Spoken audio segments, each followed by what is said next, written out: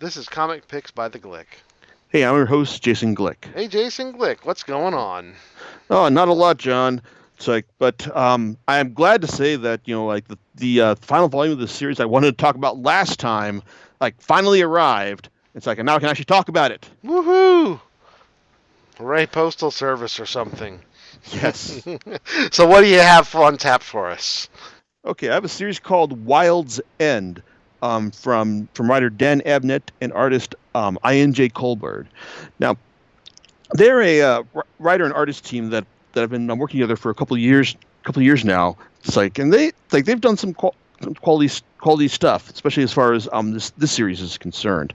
Now, Abnett is probably best known for his partnership with Andy Lanning. It's like as they worked on Legion of Superheroes and Resurrection Man over at DC, and on Guardians of the Galaxy over at Marvel, which eventually led set up the movie. As well.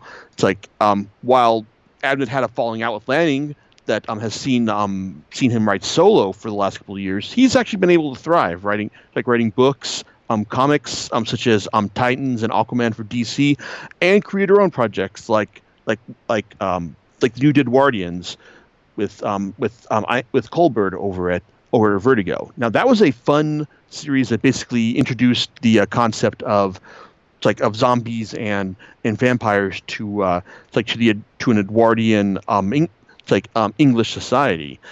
And it was good fun until the point where they started to actually explain where all this some supernatural stuff came from. Now, they've also done a series to get other series Knights fighting alien series with the Dark Ages. Haven't read that yet. See another title, Brink for 2000 AD, and it's in this. And also, it's worth noting that Colbert has also done some stuff on his. Well, actually, he's worked with other writers adapting. Sherlock Holmes stories. To comics form, and he's also done a couple of Lovecraft adaptations, including the Dream Quest of Unknown Kadath, which I actually picked up and I thought it was pretty entertaining. But so basically, the long story short is when I saw the first two volumes of this series on sale at WonderCon a couple of years back, I saw Abnett and Colbert.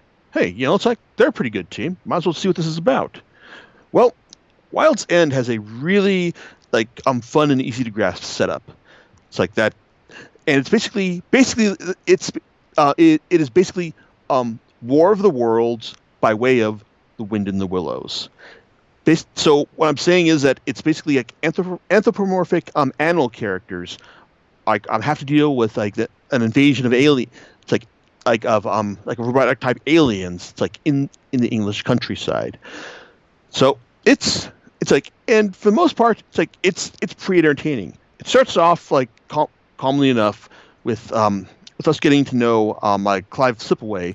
It's a nice calm withdrawn hound who served in the Great War. I mean, the series takes place in a version of the 1930s. So basically, World War One has happened, and so he's the veteran of this Great War, and he's just looking to retire to the countryside. And just live a nice, quiet life. And while he's slowly getting drawn into the vagaries of small town country life and their festival his local village is planning, in bursts the local drunk fox, FAWKS, but he's also a fox. And I explained that how his friend was burned to bits by this by this strange creature. And everyone's just saying, "Oh, you're such a drunken old layabout, Fox. Just get out of here." And and Slipaway just looks and goes, this. He seems genuine. I want to find out just what's going on with him. So he's accompanied by Mr. Arendt, the local solicitor, and Peter Minks, the one of the reporters for the local newspaper, as they try to find out what Fox is up to. And this basically leads them into the into the beginnings of this of the aliens conquest of the countryside. Now the aliens here are just kind of like lantern type things like that appear in either like like small spidery leg things. It's like that are like small scout type creatures, and big like lamppost type ones with like large spindly legs. It's like it's so like, I mean, like it's a very much like, if you're familiar with like the idea of with the War of the Worlds, it's like, you'll realize that this is kind of definitely what's being drawn upon here. And the aliens themselves are not characterized at all. They're just the like implacable, unknowable alien invaders who just it's like they are here to wipe out all it's like all life they encounter. It's like, and they are not going to explain themselves at all. It's like over the course of the series, the only thing like our heroes can do is just deal with it. It's like, and try to find a way to stop these aliens, like using like the limited technological means like available to them. Now, it's like it's and well now for the now this is like a 3-volume series, and for the first volume is mostly concerned with like establishing the threat of the aliens, and it's like, and introducing the main cast, like Slipaway, it's like Mr. Minx, Fox, and also Miss Peridou, who's like a high strung, very high strung writer who lives by herself out in the countryside. She's a cat, and she's always jonesing for like a drink or a cigarette to calm her nerves. It's like, and also there's like young Alfie, a little piglet who is like, this is like the like the token kid character for this kind of story. And he it's like he spends time just like trying to do his best, but also just doing like winds up doing some dumb kid stuff that on one hand like would be annoying if it wasn't for the fact that it feels like a kind of like a an understandable like response for a kid who hasn't fully grasped the severity of the situation, and also being like just smacked firsthand with the horrors of his situation. But let's see. Well, the first volume does a good job of laying out the characters, establishing the threat, and it's like just showing like how when these people just like band together and work together, like they can overcome like the threats placed in front of them, only for it to be revealed at the end of the volume that this is only the tip of the iceberg.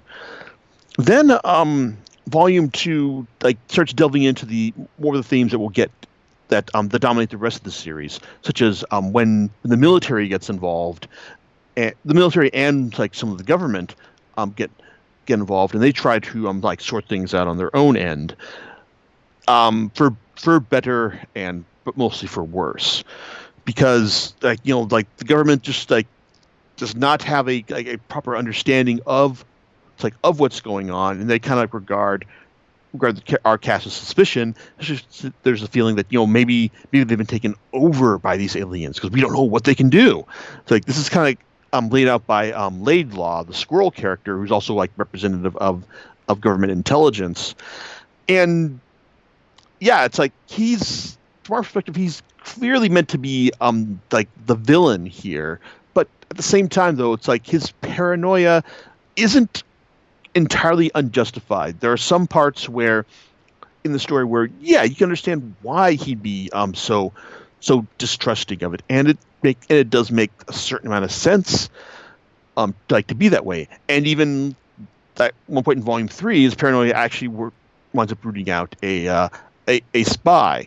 But the problem, but his paranoia is mostly just like used as a fuel for megalomania, and just like showing you just like how people can get out of hand, how people can let power and the threat of the situation just like eat away whatever good nature they have. It's like I said, he's an interesting character. It's like and it's like a worthy villain for for the series. Well, I guess villain is a good call for him, but like in the end, how things turn out in the end.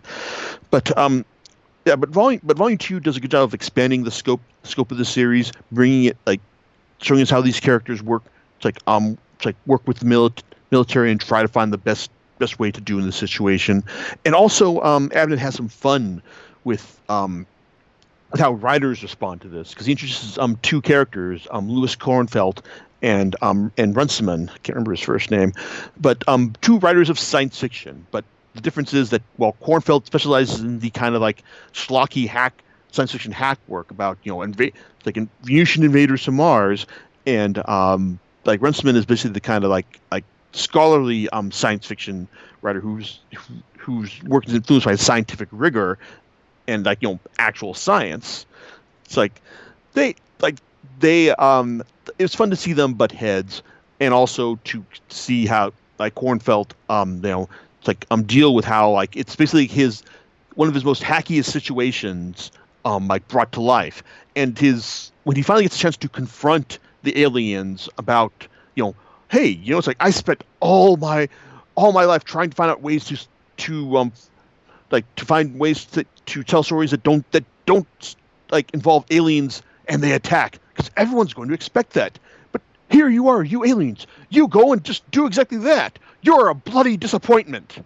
Like that's fun. I mean, it's like I said, it's like I thought it was clever, and even then it's like when that moment is just like mined for some expertly crafted dark humor.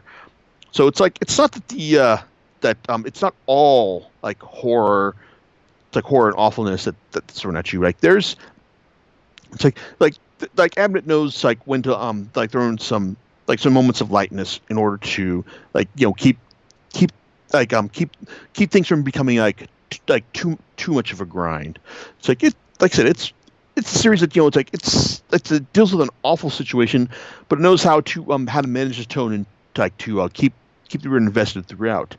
And also same goes for it's like Colbert's art. He's not one for like lots of it's like for insane amounts of detail. It's like in his work. He's just basically he's the kind of guy who knows exactly how to lay down the lines in order to create a